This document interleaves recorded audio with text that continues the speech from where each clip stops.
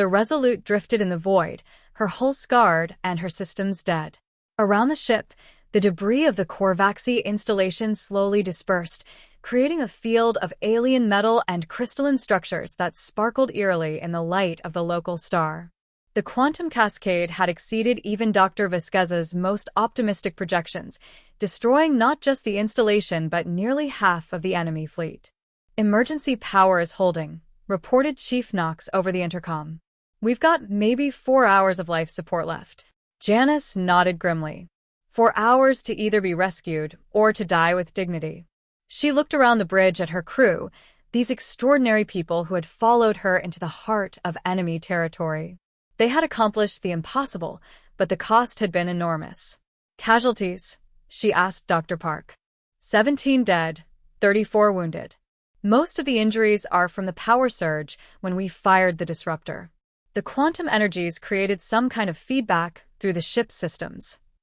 17 dead. Janice felt each loss like a physical wound. These weren't just numbers on a casualty report, they were people she had known, men and women who had trusted her to lead them home. "What about the fleet?" she asked Communications Officer Chen. "I'm picking up scattered transmissions. The Vanguard is requesting medical assistance. The Defiant reports engine damage, but is still mobile. The Prometheus, there's no response from the Prometheus." Janice closed her eyes. The Prometheus had been one of their newest ships, crewed by recent Academy graduates who had never seen combat before this mission. Now they were gone, lost in the quantum cascade that had saved the rest of the fleet. "Signal from Admiral Martinez," Chen reported. "She's requesting a status report. Put her through." Martinez's face appeared on the main screen, her expression a mixture of relief and exhaustion. Behind her, Janice could see the busy bridge of the Defiant, with damage control teams working frantically to keep the ship operational. "Janice, thank God you're alive. We saw the quantum cascade. It was incredible. The entire Korvaxi fleet is either destroyed or in retreat. What's our situation?" 6 ships survived the assault. The Korvaxi are pulling back to their outer perimeter, but they're not pursuing. It's like they're confused. That made sense. The quantum disruptor had been designed to destabilize their technology, but the cascade effect had been much more powerful than anticipated. It was possible that the Korvaxi's hive mind had been damaged, leaving the survivors unable to coordinate their response. "Any word from the core worlds?" Janice asked. "Still nothing. But we're detecting increased subspace activity in the outer systems. It's possible that Imperial reinforcements are finally on their way." Janice felt a flicker of hope. If the core worlds were sending help, then their sacrifice might not have been in vain. But first, they had to survive long enough to be rescued. "Elena, we're dead in space. No power, no engines, no weapons. Can you send a salvage team?" "Already on the way. The Vanguard is maneuvering to assist. We'll have you out of there in 2 hours." The connection ended, leaving Janice alone with her thoughts. 2 hours seemed like a lifetime when you were drifting helplessly in space, but it was better than the alternative. She looked out at the debris field that had once been the Korvaxi installation, trying to process what they had accomplished.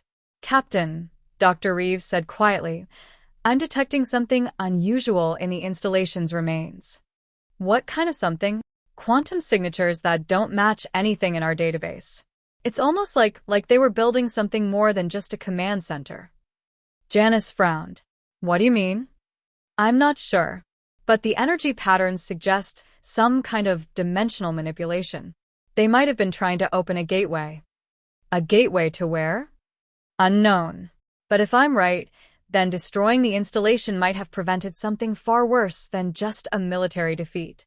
Before Janice could respond, the ship's lights flickered and the artificial gravity fluctuated. Emergency klaxons began to sound throughout the vessel. "What's happening?" she demanded. "Unknown energy surge," reported Navigator Tanaka. "It's coming from the installation debris." On the main screen, Janice could see something impossible happening. The scattered remains of the Korvaxi installation were beginning to glow with an inner light, and the debris was slowly moving back together, as if drawn by some invisible force. "It's reassembling itself," Dr. Reeves said in amazement. The quantum matrix is somehow regenerating. That's impossible, Commander Sean protested. We destroyed it completely. Not completely, Dr. Reeves realized. The cascade effect destabilized the matrix, but it didn't eliminate it entirely. The Korvaxi must have built in some kind of self-repair mechanism. Janice watched in horror as the installation began to take shape again, its dark spires rising from the debris, like the bones of some ancient monster. The process was slow but inexorable, and she could see energy beginning to build within the reconstructed structure. Time to repair completion? She asked. At the current rate, maybe 3 hours. But that's just a guess. We don't understand their technology well enough to be certain. 3 hours. The same amount of time it would take for rescue to arrive. Janice felt the weight of command settling on her shoulders once again. They had struck a blow against the enemy, but it wasn't enough. The Korvaxi were adapting, recovering, preparing to strike back. Signal Admiral Martinez, she ordered. Priority 1. Martinez's face appeared on the screen, her expression immediately shifting to concern when she saw Janice's expression. What's wrong? The installation is rebuilding itself. We need to evacuate the system immediately. What? How is that possible? I don't know, but we're seeing it happen. The quantum cascade didn't destroy the installation, it just damaged it. And now it's repairing itself. Martinez was quiet for a moment, processing the implications. How long do we have? Maybe 3 hours. Possibly less. Then we need to get you out of there now. The Vanguard is en route, but they're still 40 minutes away. There's something else, Janice said. Dr. Reeves thinks the installation might be some kind of dimensional gateway. If it completes its repairs, then we could be facing an invasion from wherever the Korvaxi came from. Martinez's face was grim. We can't let that happen. What are you suggesting? Another strike. Hit the installation while it's still vulnerable. Janice shook her head. The quantum disruptor is completely drained. It would take hours to recharge, and we don't have power for our engines, let alone our weapons. Then we ram it. Use the Defiant as a kinetic weapon. Elena, no. You have 300 people on that ship. And there are 3 billion people in the core worlds. If the Korvaxi open a gateway and bring in reinforcements, we lose everything. Janice stared at her friend, seeing the same determination that had made Martinez one of the Empire's most respected commanders. She was right, the strategic calculation was clear. But the human cost was staggering. There has to be another way, Janice said. I'm open to suggestions. Before Janice could respond, another voice joined the conversation. It was Dr. Vasquez, speaking from the engineering section. Captain, I might have an alternative. The quantum disruptor is depleted, but we still have the charging matrix. If we can transfer power from the other ships in the fleet, how long would that take? Martinez asked. 30 minutes, maybe 40. But it would drain the power from every ship in the fleet. We'd all be dead in space. Until the Vanguard arrives, Janice realized. If we can time it right, we destroy the installation and the Vanguard rescues the survivors. Martinez nodded slowly. It's risky. If the timing is off, we all die. We're probably going to die anyway, Janice pointed out. At least this way, we take the installation with us. The next 30 minutes were the longest of Janice's life. The surviving ships of the fleet moved into position around the Resolute, their crews working frantically to establish power transfer links. The installation continued its reconstruction, now nearly half complete and growing stronger by the minute. Power transfer at 60%, reported Dr. Vasquez.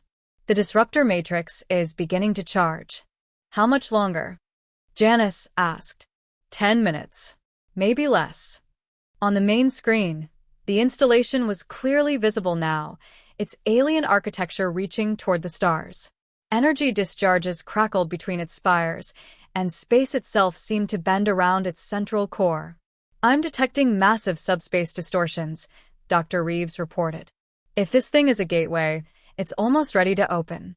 Signal from the Vanguard, Chin announced. They're 15 minutes out. 15 minutes. They would have to fire the disruptor and hope that the Vanguard could reach them before their life support failed. It was cutting it close, but it was their only chance. "Disruptor is fully charged," Dr. Vasquez reported. "Ready to fire on your command." Janice looked at her crew one more time. They had been through hell together, and they were about to go through it again.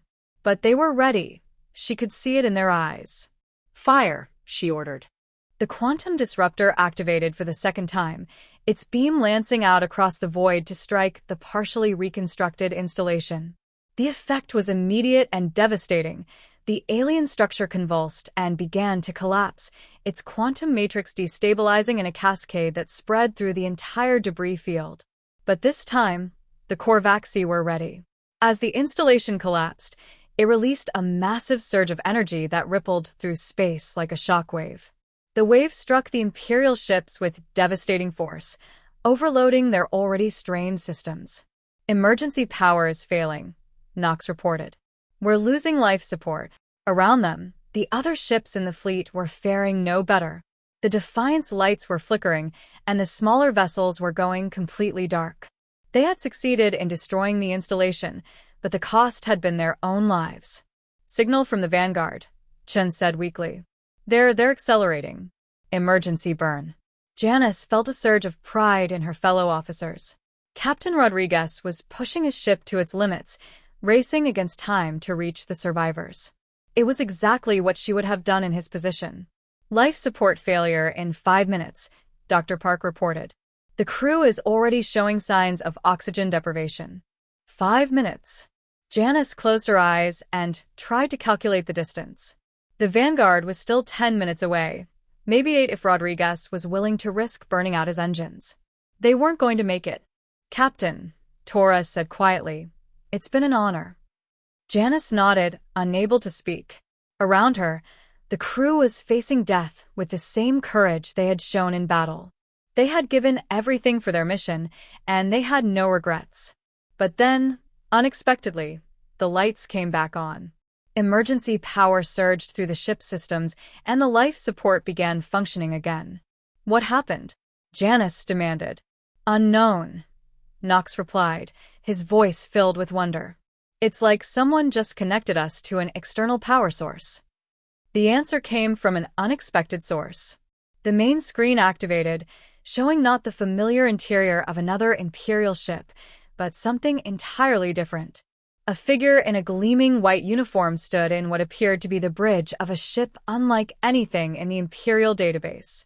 "This is Admiral Catherine Wells of the Earth Defense Force," the figure said. "We've been tracking your situation and are prepared to offer assistance." Earth Defense Force. Janice felt her heart skip a beat. Earth had been humanity's homeworld, but it had been cut off from the Empire for decades after a political dispute. She had assumed it was lost, possibly destroyed by the Korvaxi. "Admiral Wells," Janice managed, "this is Captain Janice Voss of the Imperial Navy. We weren't aware that Earth forces were operating in this sector." "We've been monitoring the Korvaxi situation for some time," Wells replied. "Your attack on their installation has given us the opportunity we needed to intervene." On the screen, Janice could see other ships moving into position around the debris field. They were sleek and powerful, clearly built with technology that surpassed anything in the Imperial arsenal. "We're prepared to evacuate your survivors and provide medical assistance," Wells continued. "But first, we need to ensure that the Korvaxi installation is completely destroyed." "We've already hit it twice with quantum disruptors," Janice said. "The structure keeps regenerating. We're aware of the quantum matrix technology. We have weapons specifically designed to counter it." As if to demonstrate, one of the Earth ships fired a weapon unlike anything Janice had ever seen. Instead of energy or projectiles, it fired what appeared to be a beam of pure darkness, something that seemed to absorb light rather than emit it. When it struck the installation debris, the alien material simply ceased to exist, leaving nothing but empty space. "Null beam technology," Wells explained. "We've been developing it specifically for use against quantum-based systems. The installation is gone, permanently this time."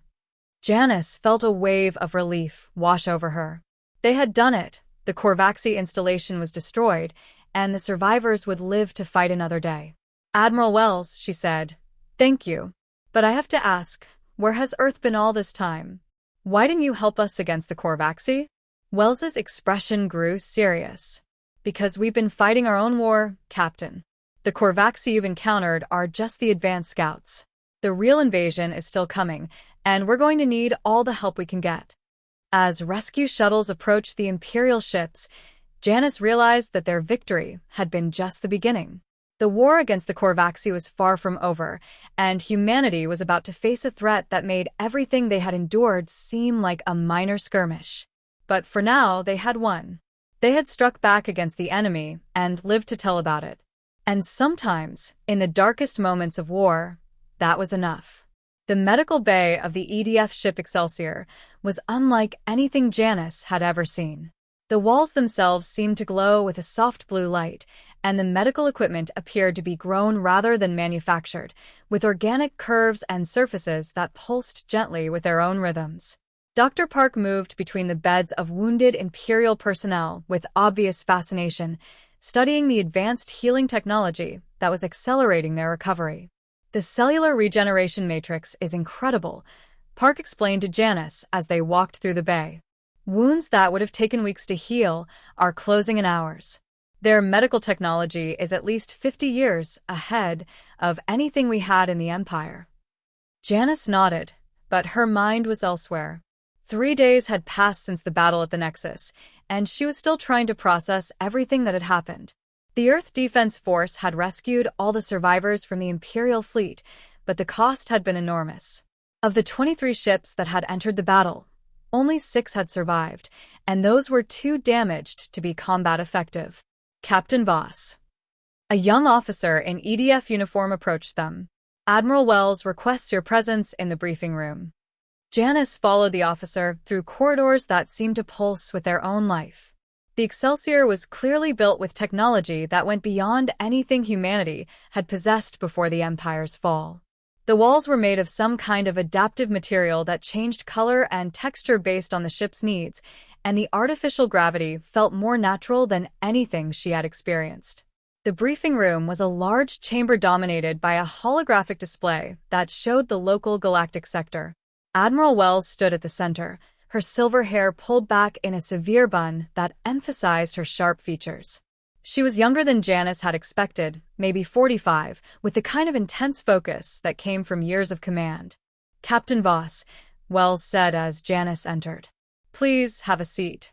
We have a great deal to discuss. Janice took a chair near the holographic display, noting that Admiral Martinez and several other surviving Imperial officers were already present. The mood in the room was somber but determined. First, Wells began, let me express my condolences for your losses at the Nexus. Your sacrifice was not in vain. The destruction of the Korvaxi installation has disrupted their operations throughout the sector. Thank you, Admiral. But I have questions about Earth's involvement.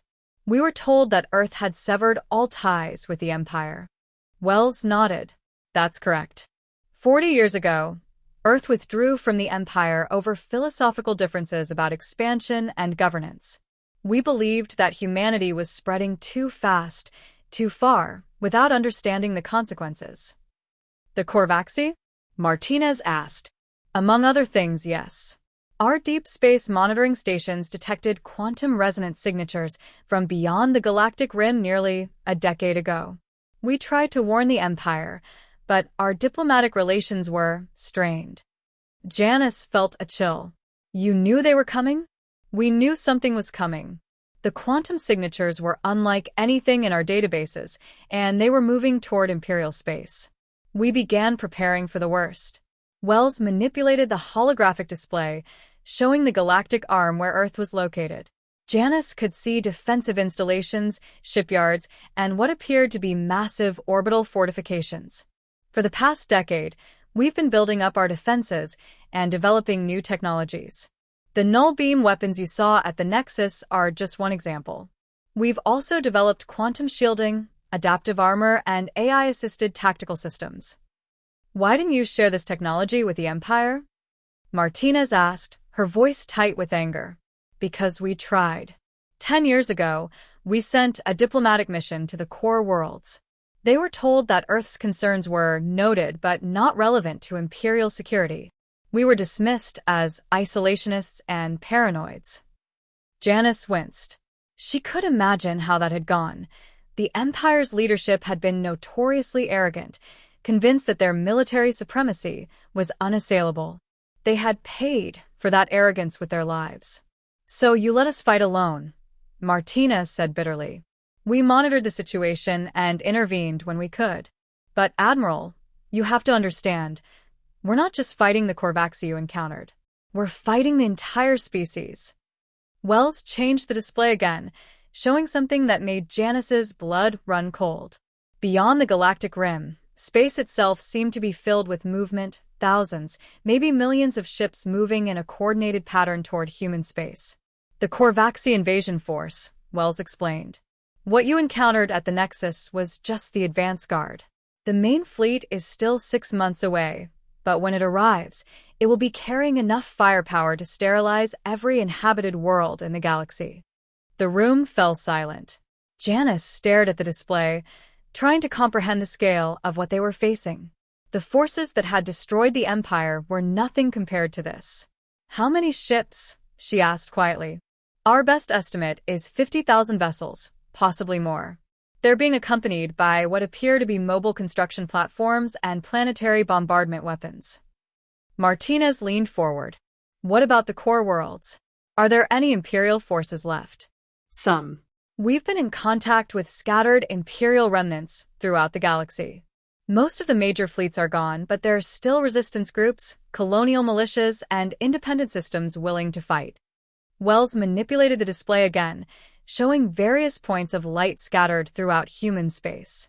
"We estimate that there are maybe 300 Imperial ships still operational, plus about twice that number of civilian vessels that could be converted for military use."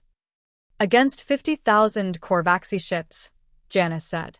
"The odds are impossible." "The odds are challenging," Wells corrected, "but not impossible. We have advantages that the Korvaxi don't expect." "Such as?" "First, we understand their technology now. Your quantum disruptor provided us with crucial data about their quantum matrix systems. We've developed countermeasures that should be effective against their entire fleet." "What kind of countermeasures?"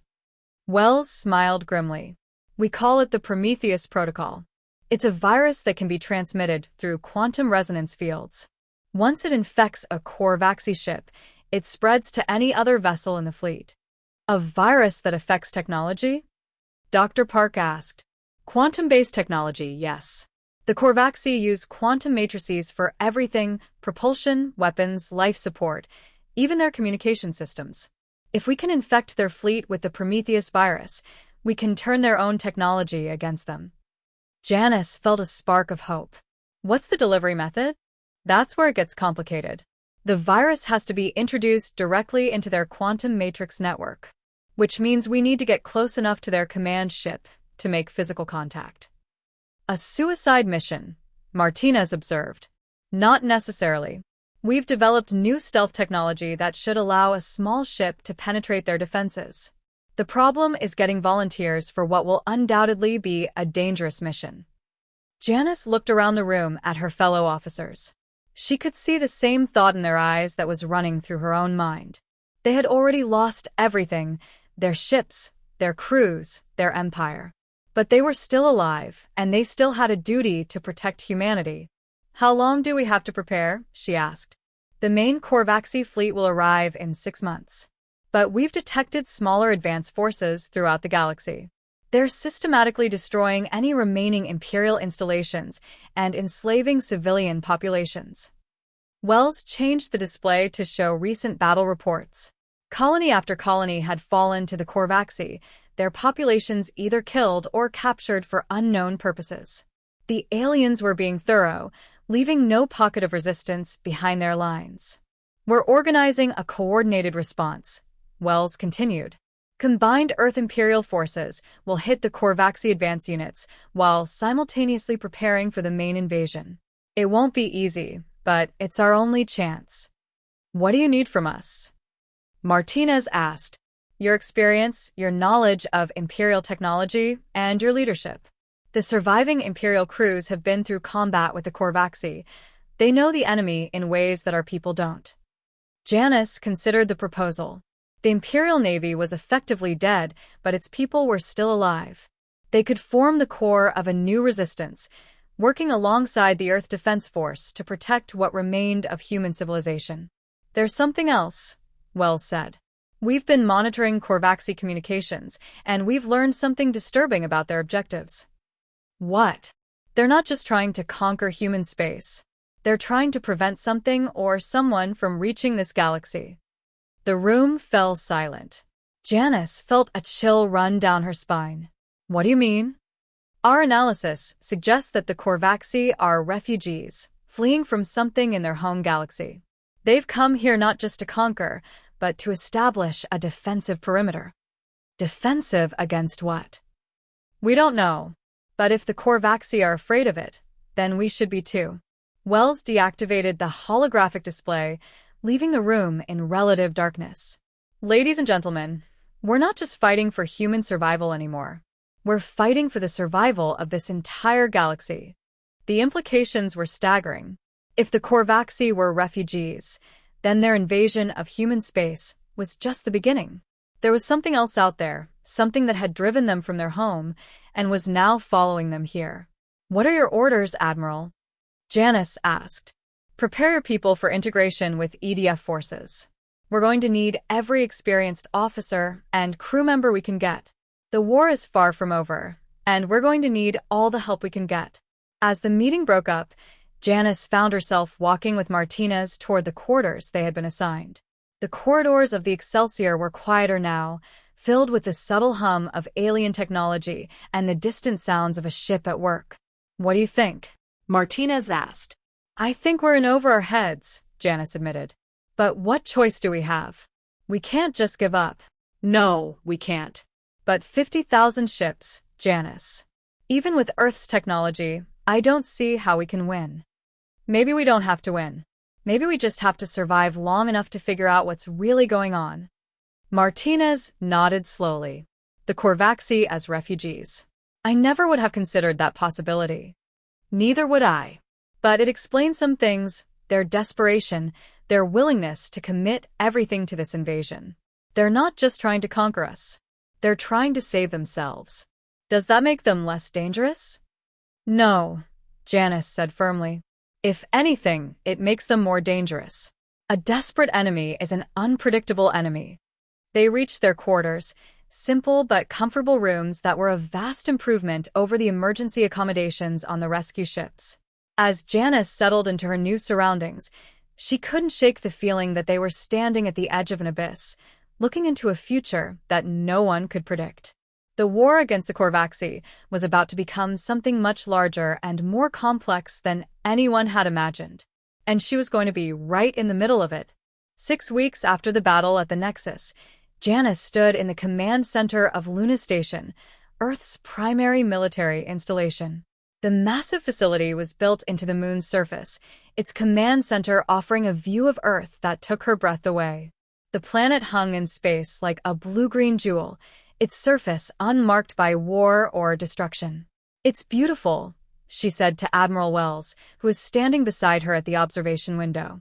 It's what we're fighting for, Wells replied. Not just Earth, but what it represents, the idea that humanity can survive, can thrive, can become something better than we are. The past 6 weeks had been a whirlwind of activity. The surviving Imperial personnel had been integrated into EDF forces, their experience with Korvaxi technology proving invaluable. Janice had been promoted to Commodore and given command of the 1st Combined Fleet, a mixed force of Earth and Imperial vessels that would spearhead the coming offensive. Status report, she asked Lieutenant Commander Torres, who had been assigned as her aide-de-camp. The Prometheus protocol is ready for deployment, Torres reported. Dr. Vasquez and the Earth science teams have completed the virus programming. All we need now is a delivery system. The delivery system was the most dangerous part of the plan. The Prometheus virus had to be introduced directly into the Korvaxi fleet's quantum matrix network, which meant getting close enough to their command ship to make physical contact. It was a mission that would require stealth, precision, and more than a little luck. What about the stealth ship? Janice asked. The Phantom is ready for launch. Captain Chen has been running training exercises with the crew for the past 2 weeks. Captain Sarah Chen, formerly Communications Officer Chen, had been promoted after demonstrating exceptional leadership during the Nexus battle. She was now in command of the Phantom, a prototype stealth vessel that incorporated both Earth and Imperial technology. And the main fleet? 73 ships ready for combat. It's not much against the Korvaxi advance forces, but it's what we have. Janice nodded. The combined Earth Imperial fleet was smaller than what the old Empire could have fielded, but it was more advanced and better prepared for fighting the Korvaxi.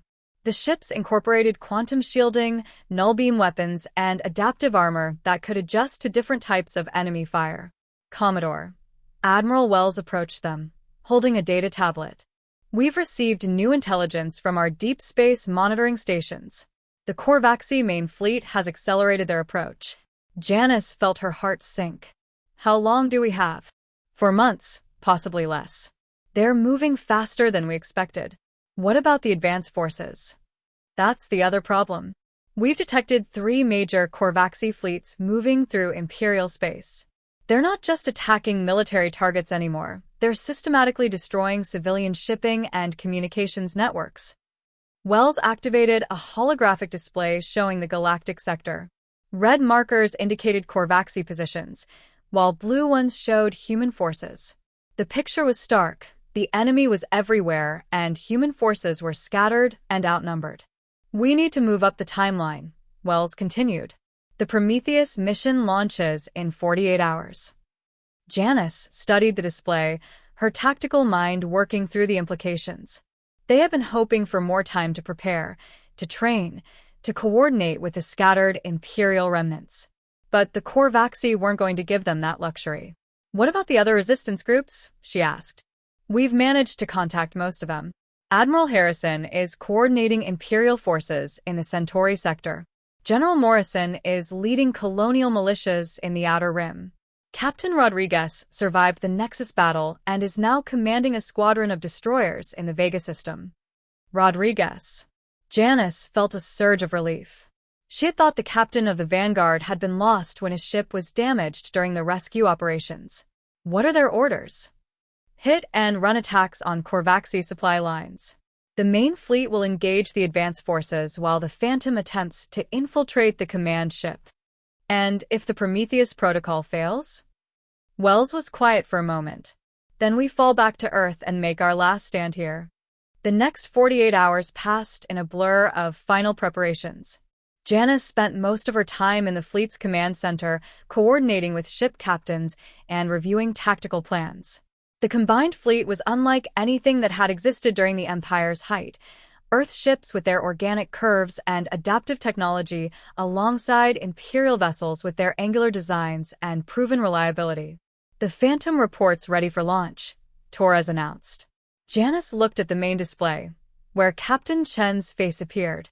The young officer looked nervous but determined, her dark hair pulled back in a regulation bun. Captain Chen, final mission briefing, Janice said. Yes, ma'am. We'll use the asteroid field in the Proxima system to mask our approach. Once we're within range of the Korvaxi command ship, we'll deploy the virus delivery system and withdraw. What's your extraction plan? The Phantom is equipped with a modified quantum drive that should allow us to jump to hyperspace even under heavy fire. We'll rendezvous with the main fleet at the predetermined coordinates. And if you can't extract? Chen's expression hardened. Then we'll ensure the virus is delivered, whatever the cost. Janice nodded slowly. She had sent people on dangerous missions before, but this felt different. The Phantom's crew was volunteering for what might be a suicide mission, and they were doing it with full knowledge of the risks. Good luck, Captain. Bring your people home. Yes, ma'am. We'll see you on the other side. The connection ended, and Janice watched as the Phantom launched from Luna Station. The stealth ship was barely visible, its adaptive hull reflecting the surrounding space so perfectly that it seemed to disappear entirely. Within minutes, it was gone, heading for the Proxima system and its date with the Korvaxi command fleet. Fleet status? Janice asked. All ships report ready for combat, Torres replied. The first combined fleet is prepared to engage the enemy. Then let's go hunting. The fleet departed Luna Station in formation, 73 ships representing the best of Earth and Imperial technology.